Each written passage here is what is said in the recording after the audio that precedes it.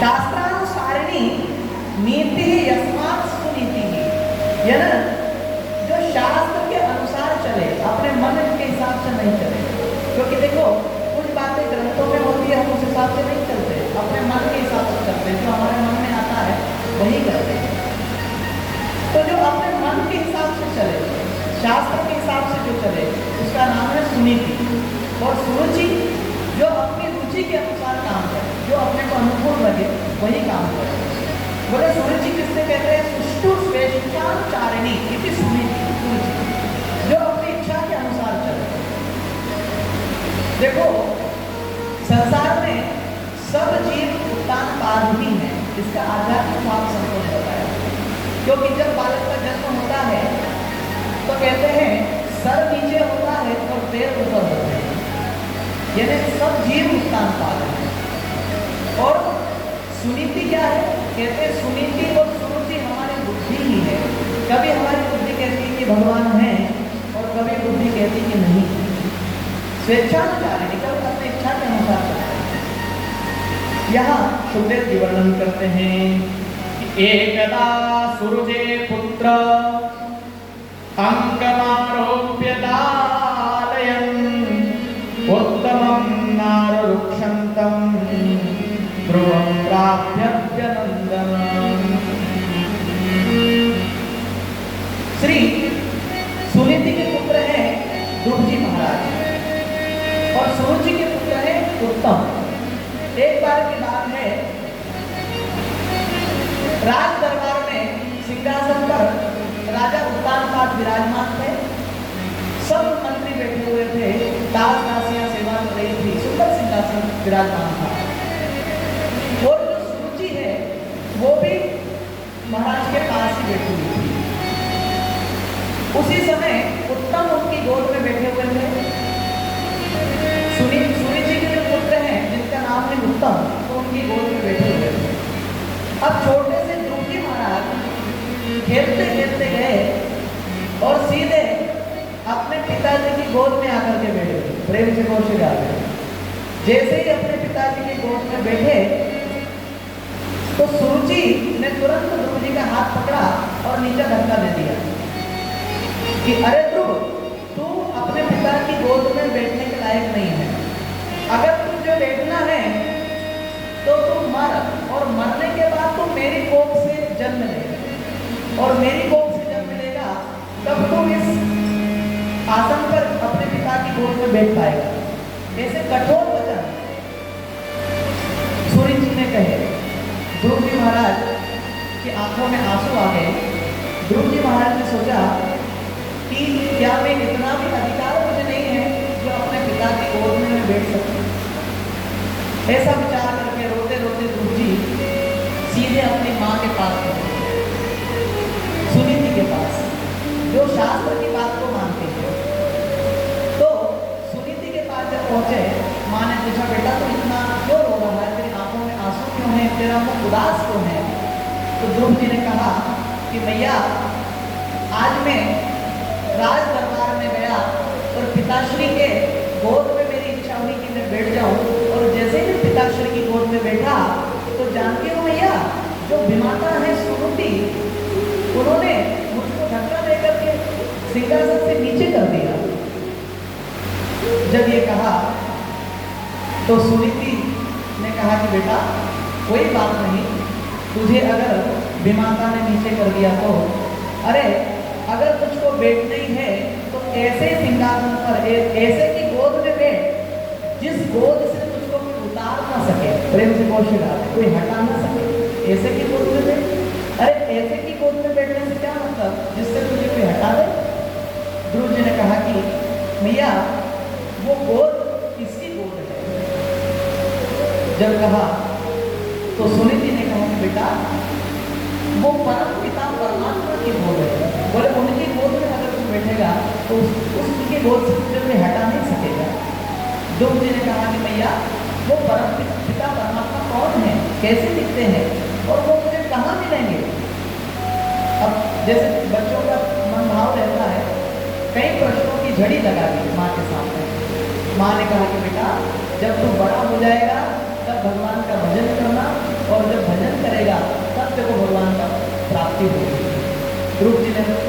मैया क्या मैं अभी भजन नहीं कर सकता?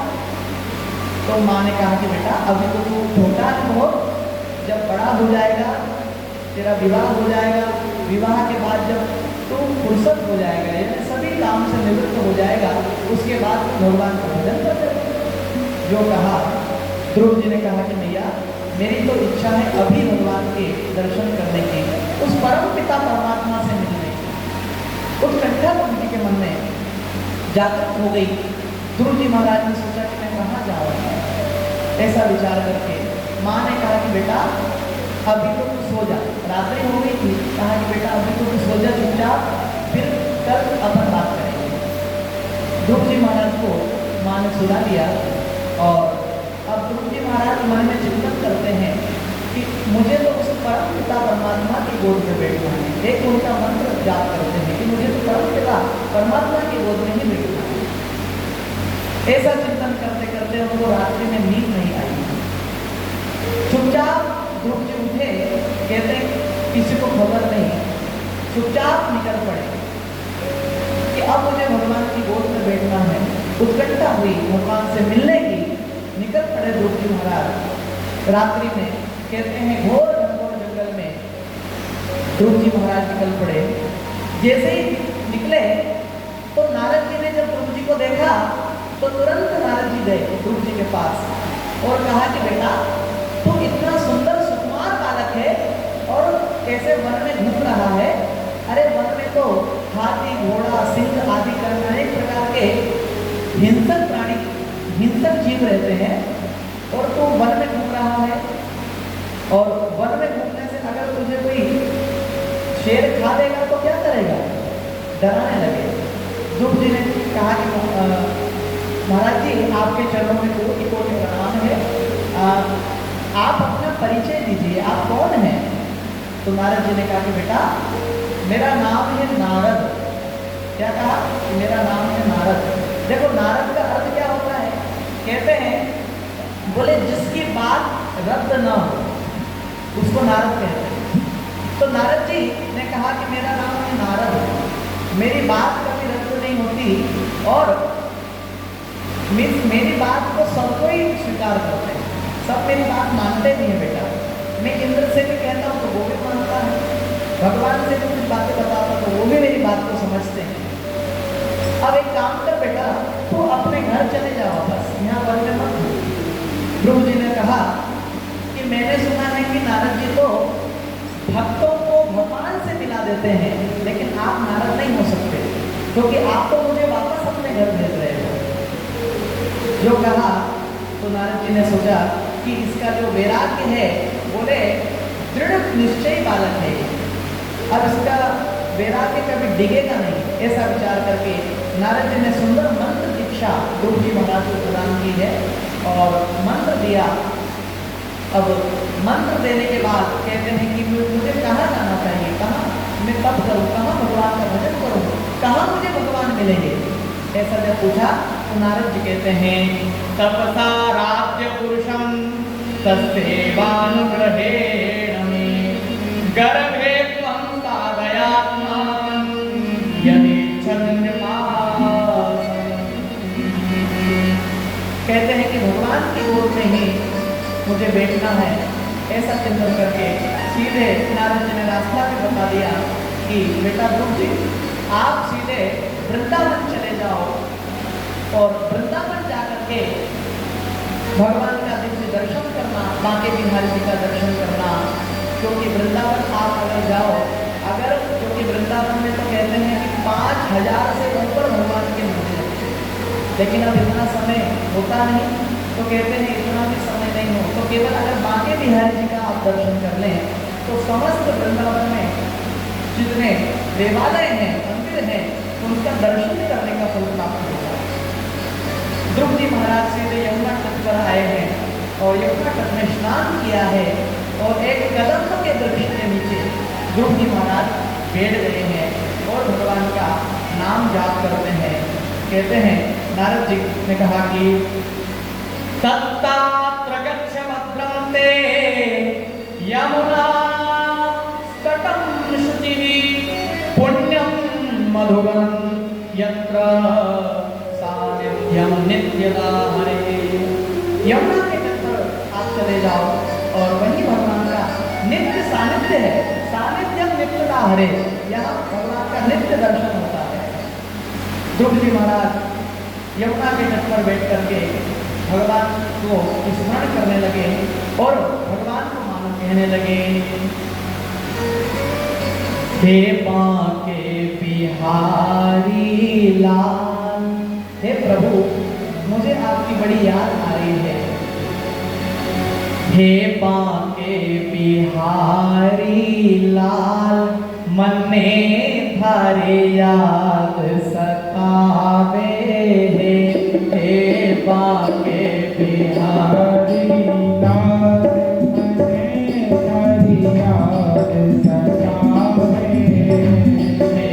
बांके बिहारी लाल, मन में थारे याद सतावे। बांके बिहारी लाल, मन में थारे याद सतावे। इत ज्ञाना रुके गोपाल, इत ज्ञाना रुके गोपाल, काढ़ जो भर भर आवे। हे बांके बिहारी लाल, मन में थारे याद सतावे। हे बांके बिहारी लाल, मन में थारे याद सतावे। बड़े भाव से ताली की सेवा करते हुए अपनी सब वृंदावन की ओर चले। ध्रुव जी महाराज के साथ भगवान का दर्शन करना है।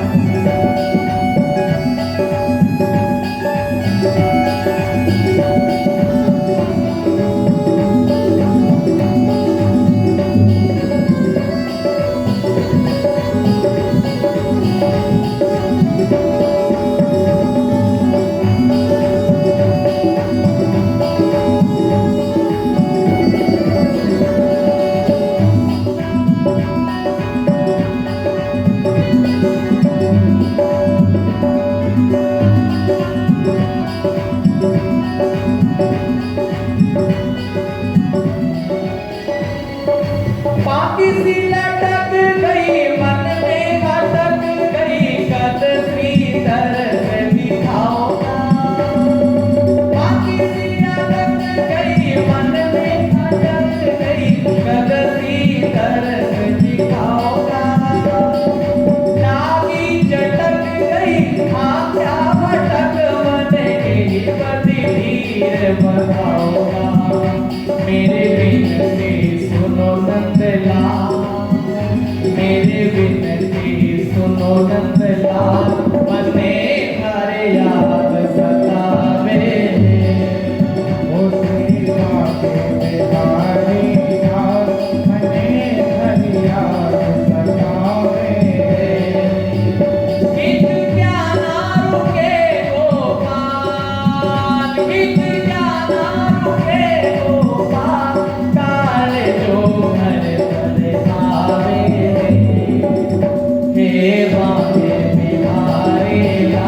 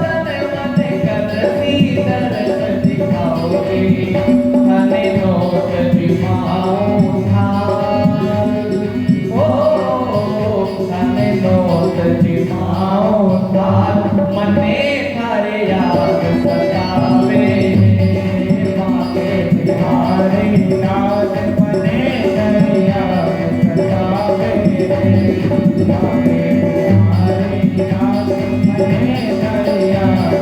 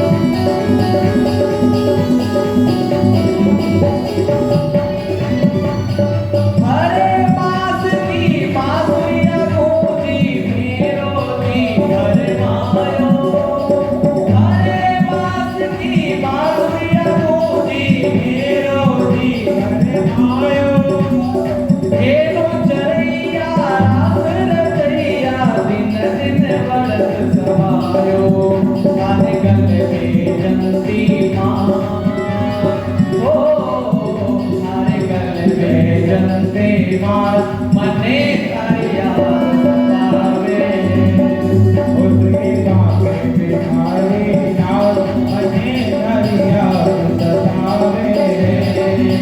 हित क्या ना रुके गोपाल हित क्या ना रुके गोपाल हित क्या ना रुके गोपाल हित क्या ना रुके गोपाल जो भर भर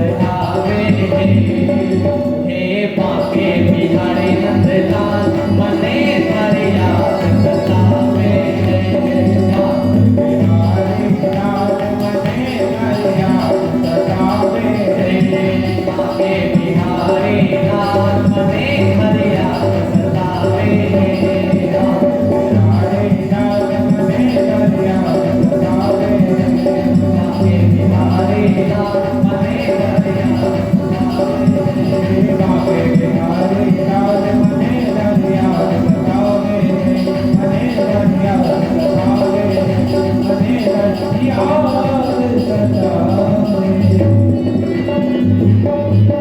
बोले बाके बिहारी भगवान की जय हो। ध्रुव जी महाराज यमुना के तट पर पहुंच गए हैं और खूब भगवान का भजन करते हैं। कहते हैं ओम नमो भगवते वासुदेवाय ओम नमो भगवते वासुदेवाय। कैसा स्मरण कर रहे हैं कि ओम नमो भगवते वासुदेवाय ओम नमो भगवते वासुदेवाय ओम नमो भगवते वासुदेवाय ओम नमो भगवते वासुदेवाय ओम नमो भगवते वासुदेवाय ओम नमो भगवते वासुदेवाय ओम नमो भगवते वासुदेवाय ओम नमो भगवते वासुदेवाय ओम नमो भगवते वासुदेवाय। ये द्वादश अक्षर का मंत्र का जाप ध्रुव जी महाराज करते हैं। कहते हैं ध्रुव जी महाराज ने 6 महीने की अवस्था में एक तपस्या ध्रुव जी महाराज ने की है।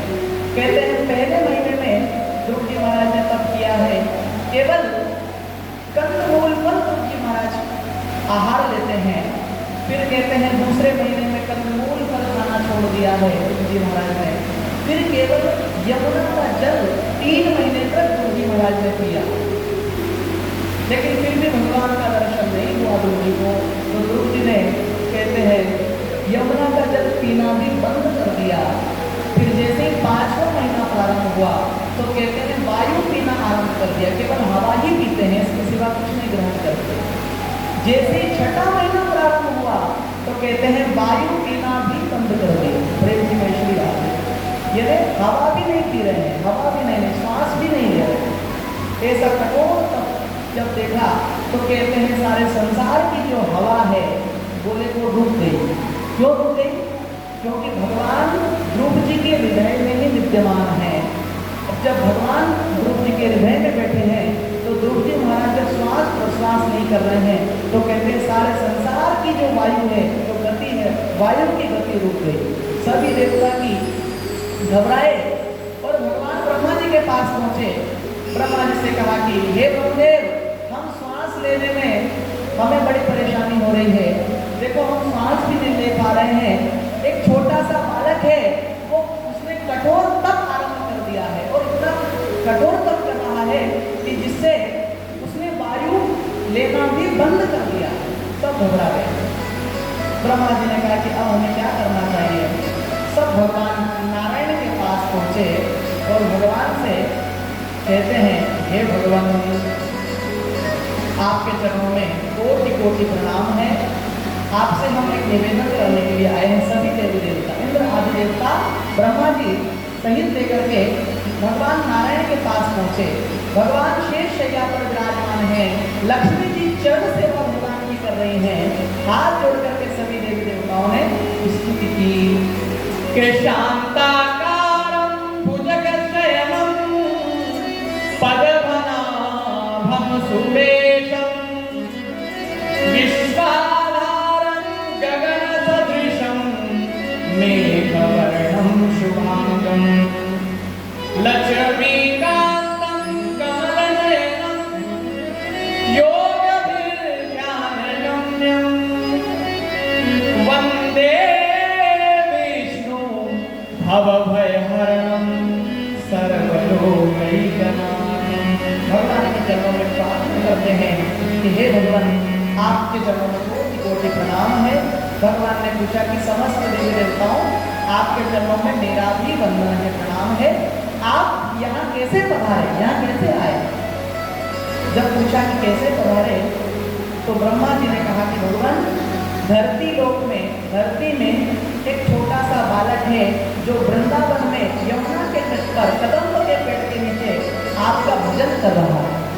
और भजन ऐसा कर रहा है कि उसने आहार ग्रहण नहीं किया है, जल पान नहीं करा है और वायु पीना भी बंद कर दिया।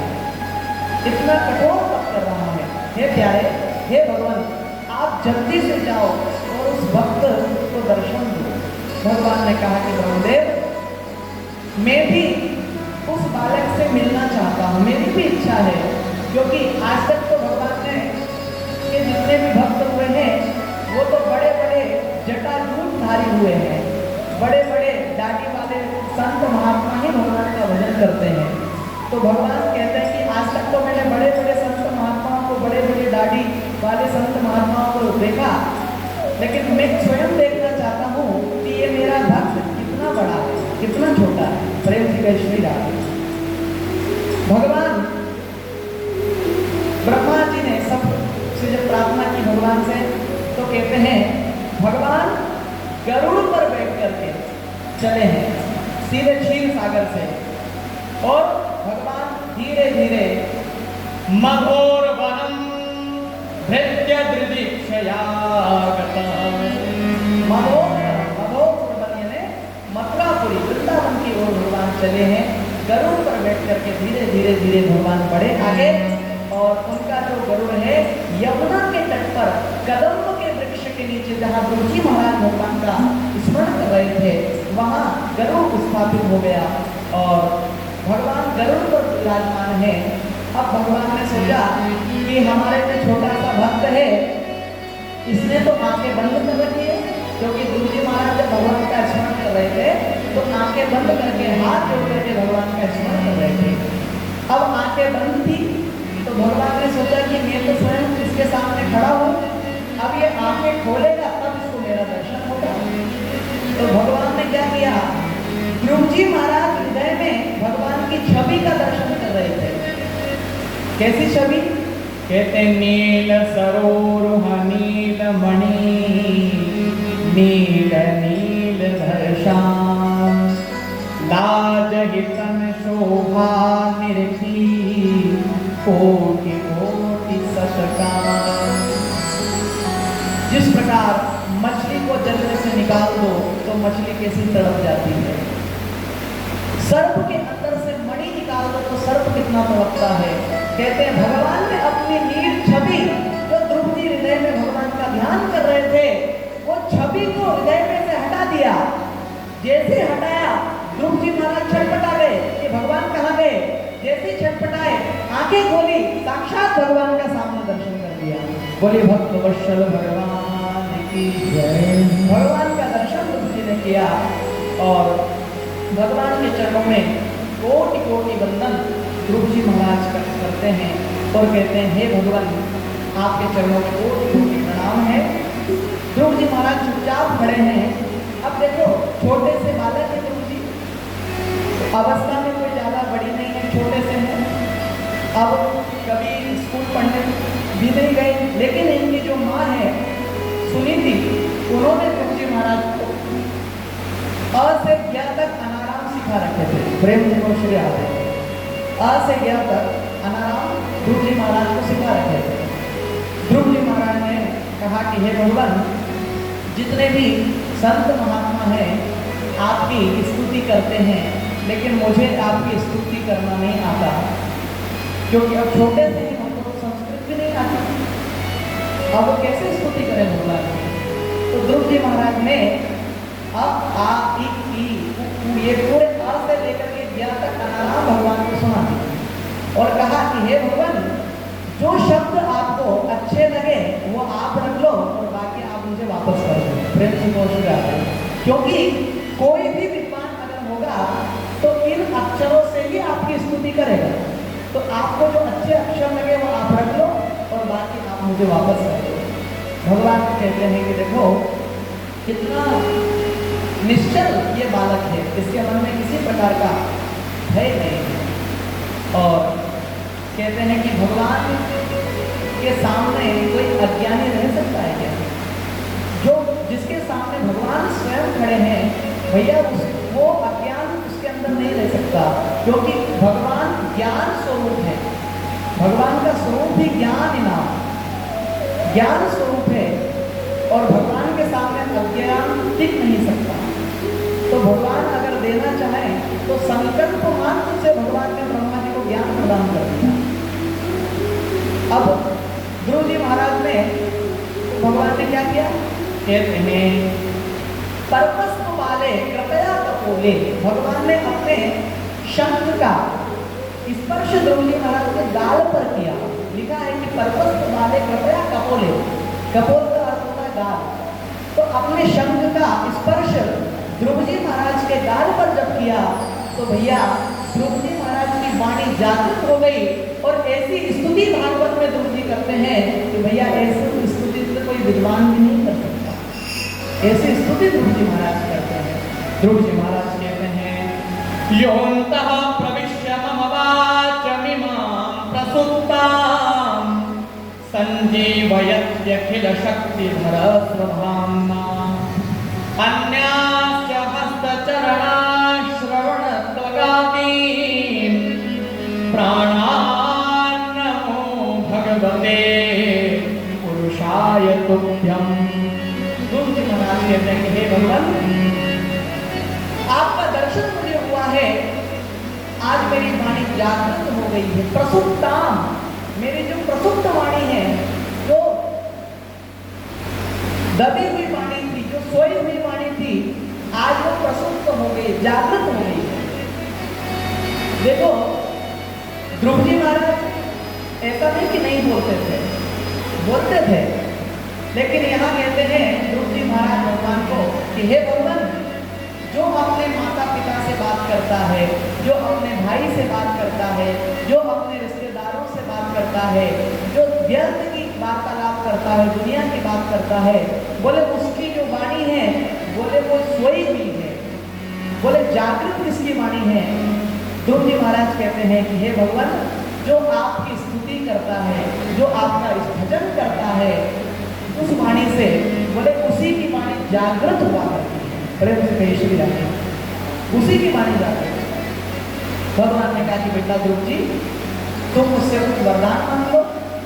ध्रुव जी ने कहा, पहले तो कहा कि हे भगवान मुझे केवल आपका दर्शन ही चाहिए और मेरी केवल एक इच्छा है कि मैं आपकी गोद में बैठ जाऊँ। प्रेम से पूछा, क्या कहा कि मैं आपकी गोद में बैठ जाऊँ, मेरी तो यही इच्छा है। भगवान ने छोटे से ध्रुव जी महाराज को उठाया, अपनी छाती से भगवान ने लगा लिया और ध्रुव जी महाराज को अपने गोद में ध्रुव जी को भगवान ने बिठाया है। बोले भक्त वत्सल भगवान की। अब भक्त और भगवान की बातें चल रही हैं।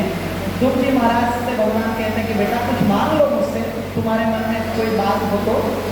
ध्रुव जी महाराज कहते हैं कि हे भगवान अगर आप मुझे देना ही चाहते हो तो केवल एक ही वरदान आप मुझे दो। कौन सा वरदान है? कहते हैं भक्ति ही मुहुः प्रवहताम् त्वयि मे प्रसंगो भूयाय वन्न महता मम आशया येनाञ्जलो बन्धुः व्यसनं भवतिं निशे भवत् गुणकथा मृतपानमत्तः। ध्रुव जी महाराज कहते हैं हे भगवान जिस प्रकार गंगा जी गोमुख से होकर के चलती है उसी प्रकार कितने वेग से गंगा जी चलती है, बड़ी बड़ी चट्टानों को चूर देती हैं और समुद्र की ओर बढ़ जाती है। रास्ते में बड़े बड़े चट्टाने मिलते हैं गंगा जी को। लगभग 2500 किलोमीटर की यात्रा गंगा जी करती है तय, सभी क्षेत्रों में घूमती हुई जाती है।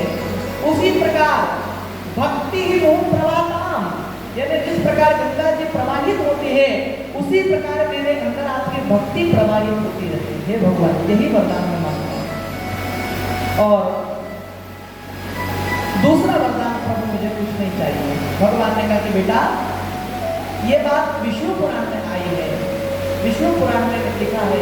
कहते हैं भगवान ने कहा ध्रुव जी कि बेटा जब तू पिछले जन्म में तूने मेरी खूब भजन किया था, खूब आराधना की थी और मैं दर्शन देने के लिए आ ही रहा था और जैसे ही मैंने हाथ बढ़ाया तो तेरे सामने से एक राजा की सवारी निकलती जा रही थी। तो ध्रुव जी ने कहा कि हाँ प्रभु बिल्कुल सत्य बात है। भगवान ने कहा कि बेटा वो राजा की सवारी देख करके तेरे मन में विचार आया था कि मैं भी राजा बनूं और मेरे भी दास दासियां हों, मेरे भी पुत्र हों, बच्चे हों, मेरी भी पत्नी हो। ये बात आपके मन में आई क्यों बेटा? ध्रुव जी महाराज ने कहा कि वास्तव में प्रभु आपका मन ही जानते हैं। भगवान ने कहा कि बेटा मैं इस जन्म की अभिलाषा नहीं, तेरे पूर्व जन्म की अभिलाषा को भी पूर्ण करता हूँ। प्रेम से श्री राधे। यहाँ ध्रुव जी को भगवान ने 36,000 वर्षों का राज्य प्रदान कर दिया। प्रेम से श्री राधे। कहा कि बेटा 36,000 वर्ष तक का राज्य तू करेगा और इसके बाद तू ध्रुव लोक को प्राप्त हो जाएगा। आज भी जब आप उत्तर दिशा में देखें तो ध्रुव तारा आपको नजर आएगा।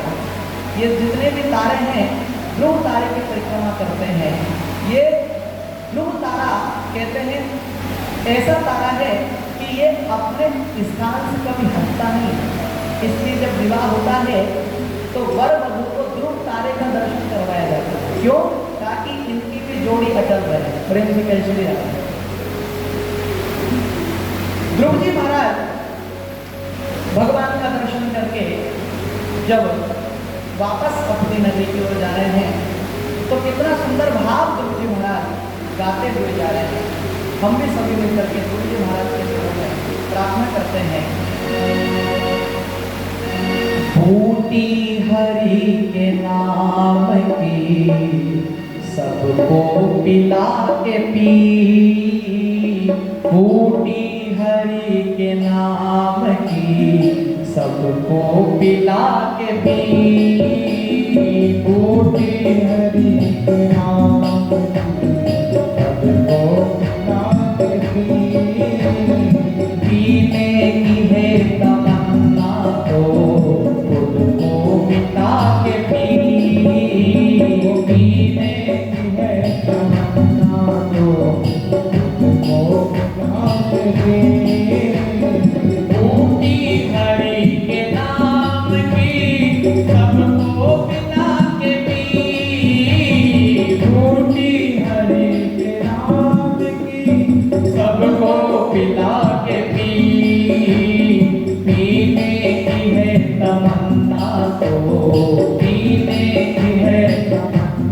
खुद को पिला के पी।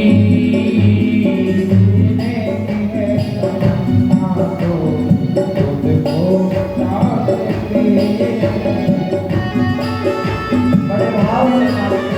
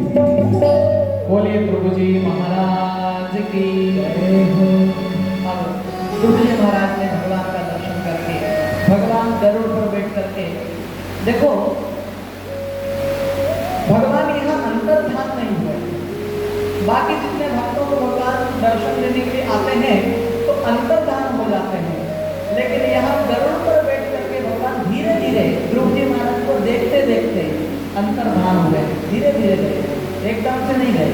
ध्रुव जी महाराज को धीरे धीरे दर्शन करते हुए भगवान वैकुंठ को चले गए।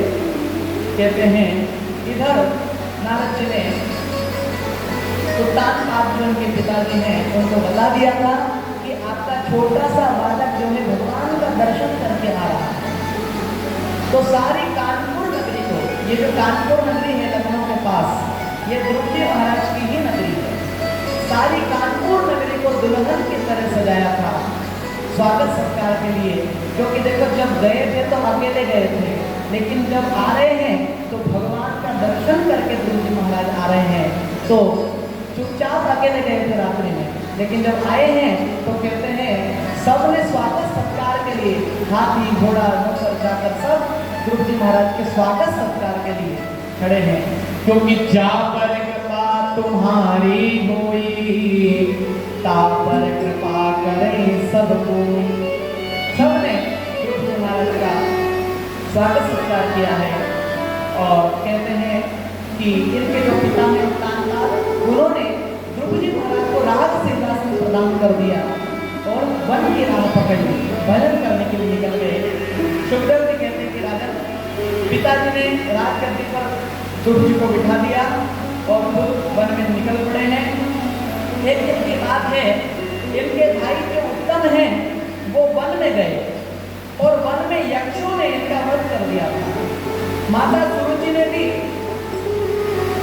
अपने पुत्र को बचाने के लिए गई थी, तो सुरुचि भी उस वन की आग में जल करके भस्म हो गई। और यक्षों से भगवान ध्रुव जी ने युद्ध किया था। मनु जी ने युद्ध बंद करवाया था। ध्रुव जी महाराज जब वध कर रहे थे यक्षों का, तो मनु जी ने आकर के वो वध बंद करवाया।